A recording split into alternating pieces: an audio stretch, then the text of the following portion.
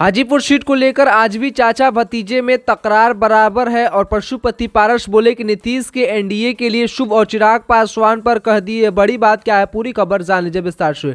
लोकसभा चुनाव 2024 में चंद दिन बचे हैं, लेकिन बिहार की हाजीपुर सीट पर चाचा भतीजे का विवाद खत्म नहीं हो रहा है और प्रधानमंत्री नरेंद्र मोदी हो, अमित शाह हो समेत भाजपा के कई बड़े नेता पशुपति पारस और चिराग पासवान के बीच मेल मिलाकर कर चुके हैं। एक बार फिर से केंद्र मंत्री पारस ने हाजीपुर सीट पर अपना दावा ठोक दिया है। ऐसे में आपको बता दें कि ठोक कर पूर्व से जारी विवाद में लहर पैदा कर दिया है और उन्होंने कहा कि एनडीए में नीतीश कुमार का आना बहुत शुभ है और उन्होंने दावा किया कि अब बिहार में सभी 40 सीटों पर एनडीए का कब्जा होगा। साथ ही एक न्यूज चैनल से बातचीत करते हुए कहा कि हमारा जो फॉर्मूला है वह सेटिंग हो गया है और गठबंधन में जिन पार्टियों को जितनी सीटों पर पिछले चुनाव में विजय मिली है और जो वहां के सांसद उन्हें पहला मौका मिलना चाहिए, उनको टच नहीं किया जाता है। मैं हाजीपुर का सांसद हूं और वहां मेरे बड़े भाई रामविलास पासवान एमपी रहे हैं।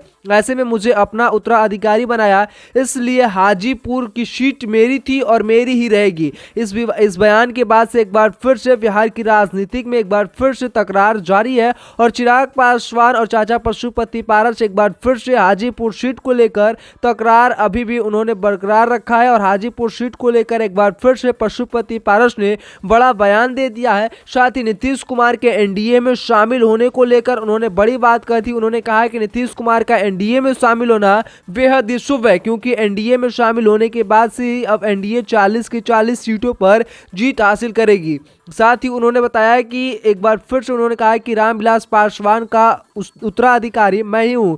ऐसे में इसको लेकर एक बार फिर से हाजीपुर सीट पर अपना दावा ठोकते हुए नजर आए पशुपति पारस। साथ ही वहीं चिराग पासवान भी हाजीपुर सीट को लेकर अपना दावा ठोकते रहते हैं। ऐसे में इन तमाम चीजों को लेकर आप सभी क्या सोचते हैं? आप लोग हाजीपुर सीट से किसका समर्थन करते हैं? हाजीपुर सीट से कौन चुनाव लड़ सकता है? आप लोग उसके बारे में कमेंट में लिखकर अपना राय विचार जरूर दीजिएगा और इस वीडियो को लाइक और व्हाट्सएप फेसबुक अपने दोस्तों के पास ज्यादा से ज्यादा शेयर कर दीजिएगा और वीडियो में आखिर तक मिलकर आपका बहुत बहुत धन्यवाद।